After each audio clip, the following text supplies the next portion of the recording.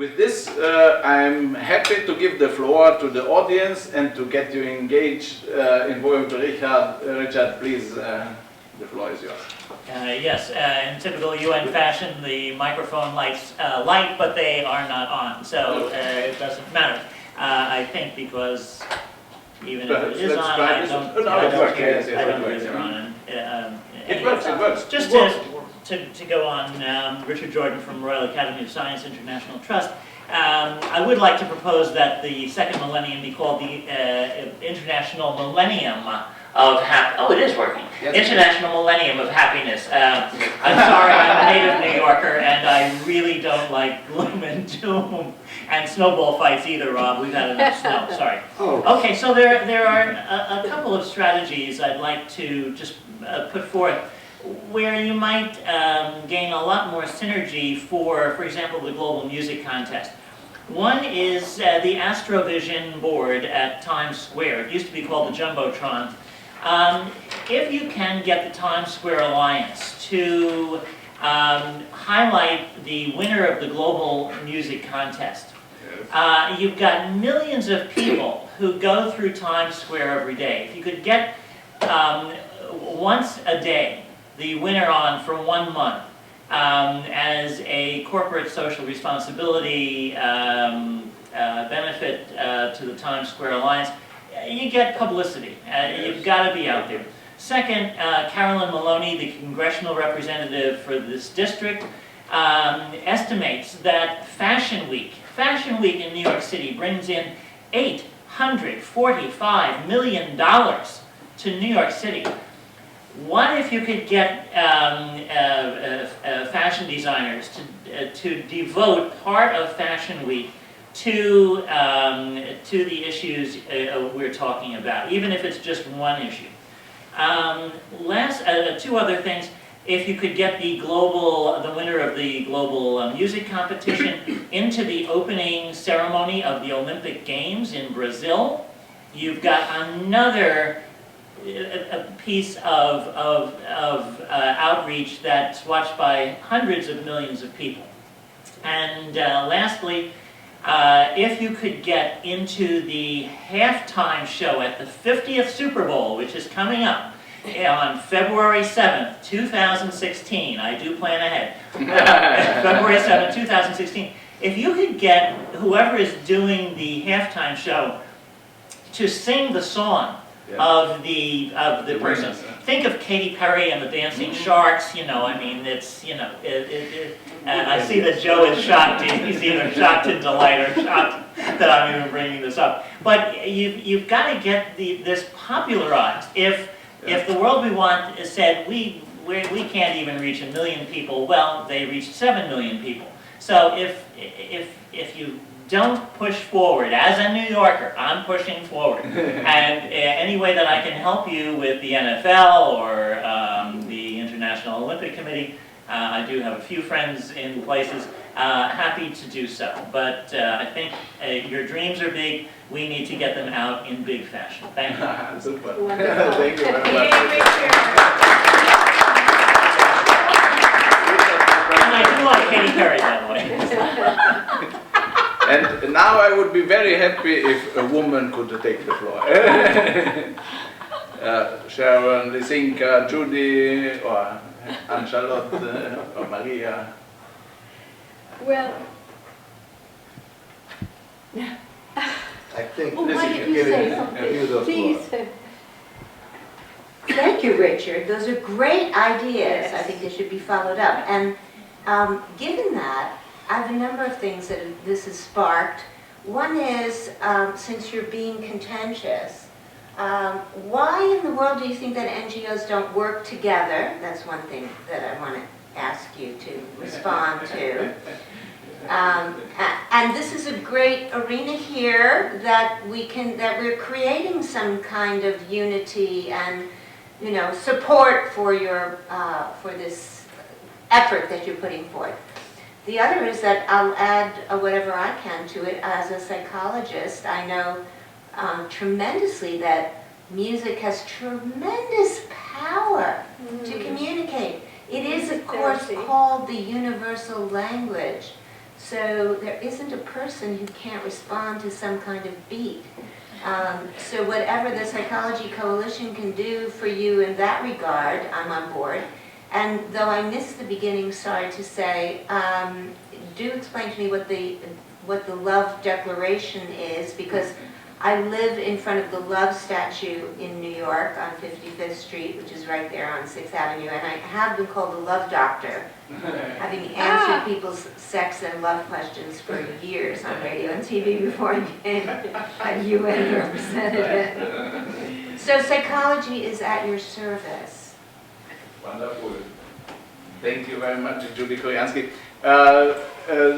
As regards the love declaration, it was in the introduction, we said that this side event is some kind of love declaration to knowledge and to cultivating and nurturing knowledge in the context of United Nations system and in the context of global cooperation, youth engagement, and that. Well, along those lines, have you spoken to Ambassador Torriello from Sao Tome and Principe? Because there recently, he was the host of the UN concert that we had March 2nd about Ebola, to raise funds for Ebola. And of course, Patrick Sciaretta is working with him and does all these youth. So there's tremendous resources all here to get behind what you're doing, which is brilliant. Super, yeah. Thank you very much, and thanks for the hint regarding Sao Tome and Principe. We are very well connected with Patrick Sciaretta, and he's also our representative on the board of Congo, of the Conference of Non-Governmental Organizations. Thank you. Lisinka? Well, I must say I'm humbled by the amazing ways in which there's been a mobilization on this panel, of large numbers of people, and of course Richard's wonderful big thoughts of how we can further mobilize people. One of the things that we've been pushing at the United Nations is actually to look at what people can do, because where there's a problem, it's felt at the grassroots, and the grassroots finds the solutions. And so that is what's brought up an amazing groundswell, which you can call shared societies or social solidarity economies. In business, it's the cooperatives. The generic name are the commons. And these are people who basically are into communicating, into collaborating, and into community, the community of sharing. So what we're seeing is a groundswell happening throughout the world, which is based on sharing. And this is a total paradigm change from, top-down hierarchical structures to parallel structures. And this economy is virtually free. And it consists of information, it consists of best practices, it consists of technology transfer. Apparently, there's free machinery to generate renewable energy, which you can get all the information and also the means to actually to develop these machines for renewable energy. Harvard professors teach on the internet for free, hundreds of thousands of people at the same time. MIT's coursework and that of other universities is available for free on the internet. So what we see is that we're getting a total paradigm change of sharing, but also a paradigm change in which people are important. Now that is really important, because in the talks at the UN, what we've had is that the governments, top down, keep thinking, well, let's bring the people up and help them. Don't let's leave the poor people behind. But the part that's missing is actually what is already happening and how people are already creating sustainable development.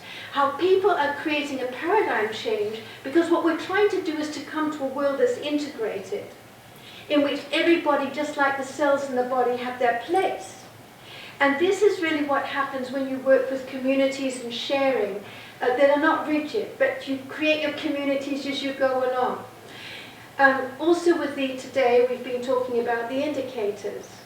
And if we talk about from the top down, governments trying to measure, oh my God, how am I going to measure Mrs. Smith and Mr. Brown and Mr. somebody in a tiny village out there, we just get nowhere. But if we have the GIS system, it's the Geographical Information System, which connects people who geographically, where they are geographically, and there collects information from them.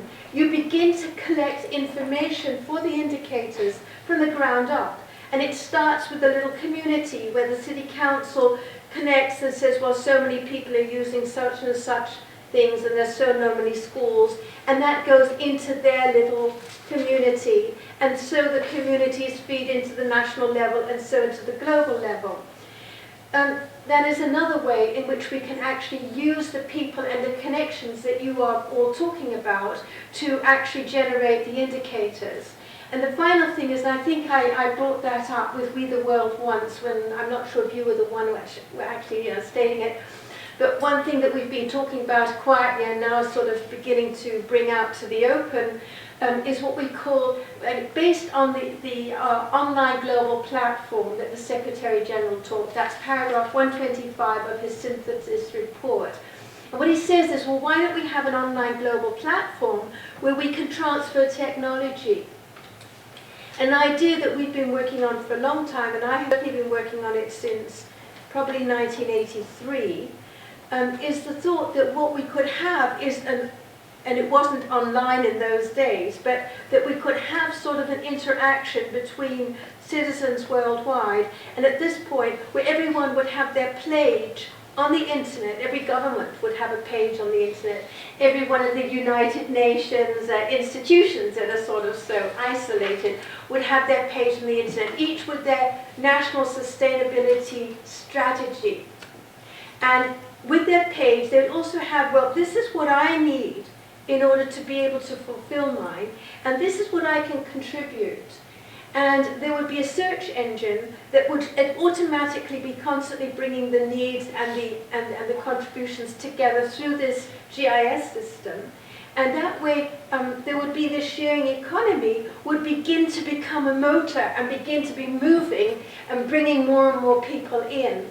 And that could then become a motor for sustainable development. There's much more to that platform than what I'm saying right now, but that is just sort of the gist.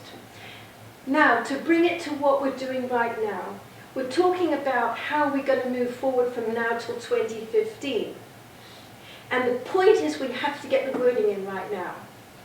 So we're going to have to find ways in which we can bring the wording in of the contributions that people are making.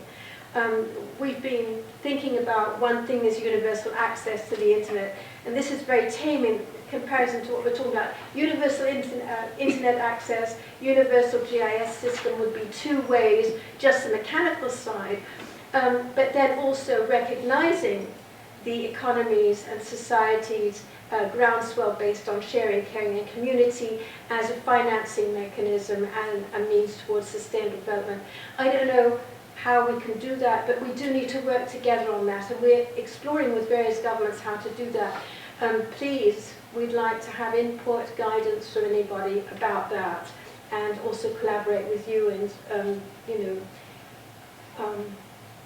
so we're no way as populous as you two are, or the three of you are, but what we do as a Commons cluster is we have members and people throughout the world, and then we have strategy meetings, and whoever's interested in the topic, they phone into the strategy meeting and we discuss stuff. So we have typing pads where we write together various things, and then from that we create documents which then go to the heads of state and the UN ambassadors and bring up in the conferences. Thank you very much, Lisinka. These are extraordinary, valuable points, and 100% support the work of the Commons Cluster. Also, at the beginning of the journey for this Global Challenges Action Network, there was a conference in September 2011 that also Michael and Ashley have attended. It was about knowledge, youth and global commons, orienting knowledge systems and intergenerational relations to, in the context of Rio+20 conference, and really commons and sharing of resources, and this really citizen-driven knowledge collaboration and monitoring. These kind of things are certainly parts of the solution for a sustainable world, I'm sure. One last point, perhaps, if somebody would like, and then we would make a final statement round of the panel. And please, Rob. Yes, I'm Rob Wheeler with the Global Eco Village Network and the Commons Cluster. You guys have all overwhelmed me, so thank you. I've got a lot of thinking to do afterwards tonight and try to get a better handle on everything that you presented. The thing that really grabbed my attention when I looked at the side event listing today was the translating the global SDGs into local action. And taking a quick look at your paper, what I'd like to know more about is focusing on music as a means of supporting global community building, climate science communication, and global citizenship education. I'm very intrigued as to how we're going to do this and what it will look like in reality. But I think it's a great challenge, and to the extent that we're actually able to do it, it would be incredibly helpful, a great contribution to make. One thing that I think about is about 20 years ago I was doing a local sustainability community campaign, and I was singing a song with the kids by John McCutcheon, an American folk artist. And it's right in my own backyard, right in our own backyard. There's lots of things that we can do right in our own, and then names all those things. And Rafi is another Canadian musician that also works with kids. And I was thinking that artists like that, there must be tons of them from all around the world, that their involvement with this type of an event might be very helpful to publicize the event and to get kids interested in it, because all the kids know who these guys are. So that's one thing. And the other thing was, I've been very interested in how to get TV coverage of the things that we're doing. And there is this TV production company in Austria that might be worth looking into, called Rocket Media. But the model, I think, of how they do what they do is useful. They started 12 years ago doing the Energy Globe Awards. And they broadcast them around the world and now have a network of 65,000 TV stations and networks all over the world. And the way that they're able to produce top quality programming that the networks want to use is they get corporate sponsorship. And the corporate sponsors can actually highlight the positive contribution that they're making through their business to achieving the Sustainable Development Goals or whatever else, whatever you want to highlight. So it's a win-win situation for the company, who then can put up a lot of money because they're going to reach such a huge global audience that you can then take a portion to promote your event as well as produce really top quality programming. And then you provide the programming free to the networks and they're happy to put it on. So that's the model, and the company is Rocket Media, and I'd be happy to introduce you to them if you're interested. Yes, very much so, yeah. Thank you very much, Rob.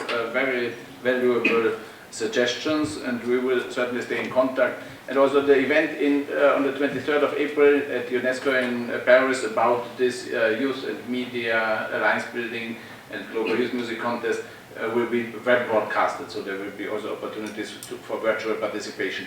And with this, we come to the final round here. Juan, do you have your... this time I think we should let my colleagues here start first, and then... Okay. Yeah, I think it's only fair. Joe, then you start. Okay, so we'll go backwards. So I guess in closing, I think that, you know, between the International Millennium of Happiness and the despair that can set in, and the process of engaging people in the process, which everybody thinks is impossible, what I see happening right now is there's an emergence of the will to make these things happen. It's something that's happening in local communities. It's something that political leaders are figuring out. They can be smarter if they include the people they represent in their own thinking, in their policy-making process. I see agencies and non-governmental organizations doing this, not polling to figure out what people think, but talking to people to figure out how they see the world.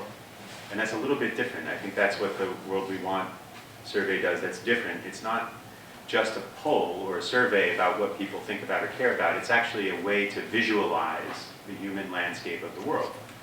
And so whether we have local inputs about, data through technological systems or whether we have conversations, whatever we can do to facilitate those connections and to bring more people into places where they have a dignified role in making the future of their world, the better off we're all going to be, I think. Perfect. Super. Thank you very much, Joe. Michael? Yeah. Miroslav and I were involved in another effort to remind people that there's an Article 29 in the Universal Declaration of Human Rights, that after you get all these rights, there is an obligation, one obligation, to give back to the community, and we try to remind people that it's not just that. And I don't really care about what you get into, whether it's women's rights or environmental justice or helping the elderly or disabled people, which I'm getting into, HIV/AIDS, drug users, prisoners, asylum seekers, refugees.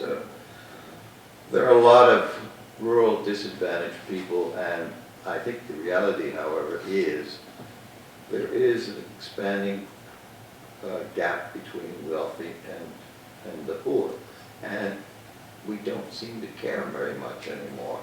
We watch our sets of television and Syria goes by, people are messed up in Yemen, in Afghanistan. Probably if it falls back, no one's going to want to go rushing back in. You have Mr. McConnell, I guess is his name, who wants to go back to digging gold. We've got pipelines coming through. I think we need to muster all the people we can, but what I think I was trying to say is that a lot of our NGOs are competing for the same meager amounts of money that are around, and these causes I've listed often compete very, very directly with each other. I just came from a meeting where a group of women were shouting at each other about and suspecting their values. So I think we have to be realistic. I think there are many causes out there. We shouldn't believe that ours is the only one. And I think we do need music. We do need large crowds. We do need to show that there are more of us than just a single battle going on. I think the UN can provide that. I think big events do move things, but I'm not sure that I just agree with you about political action. I think political action is important. Choosing the leaders that you want to have as your president, vice presidents, congressmen, premiers, or whatever, do matter. I think it's also shown in your government.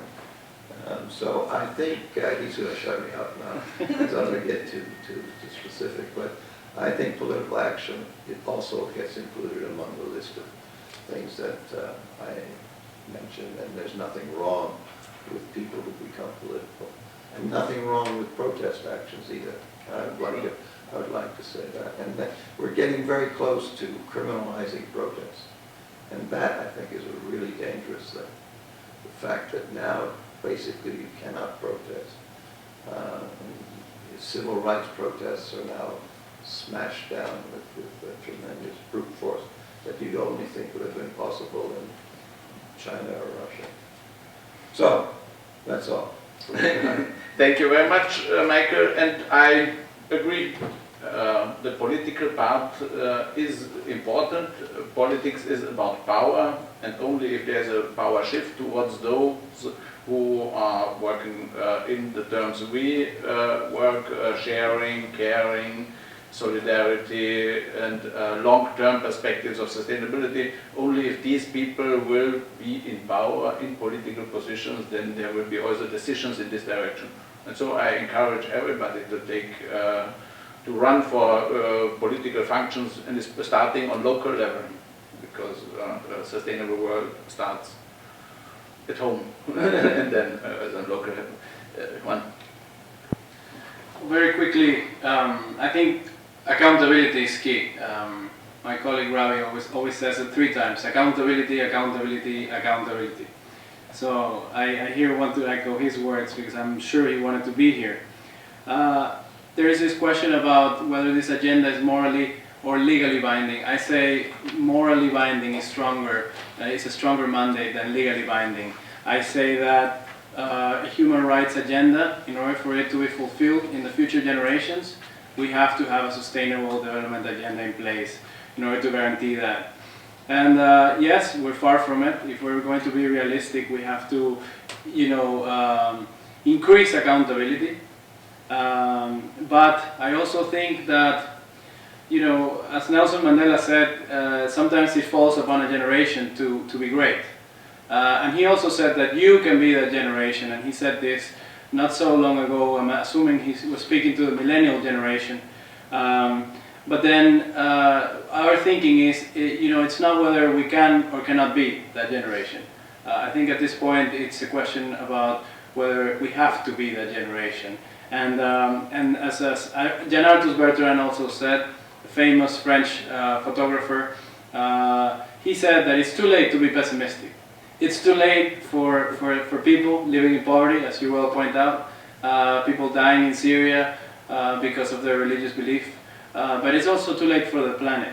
So that's why we like to stay optimistic, and we need to, and because mainly we're afraid that pessimism will just freeze people from action. And it is positivity, it is that energy from young people that has driven initiatives that my world, where we thought it was impossible. We actually thought that if we got 100,000 votes, that would be a success. 7 million votes later, I can tell you that my world doesn't belong to the UN Millennium Campaign, doesn't belong to UNDP. The world we want doesn't belong to me as coordinator, Ravi as co-chair. It belongs to everybody. It's common good. And we have to protect it, and we have to harness it.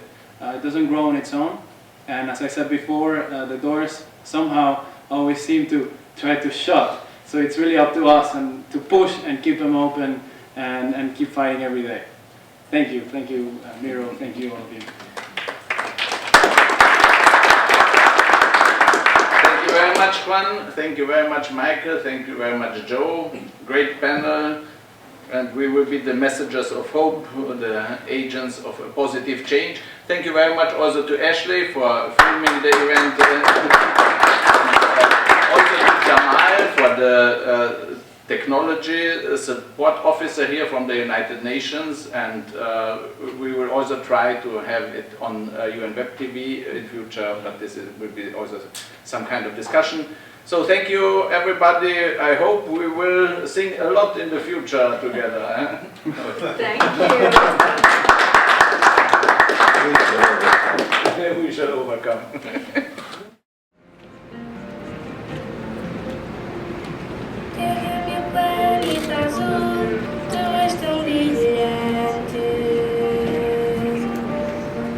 Dias em torno do sol, passo constante. O teu centro ardolento, em mata coração.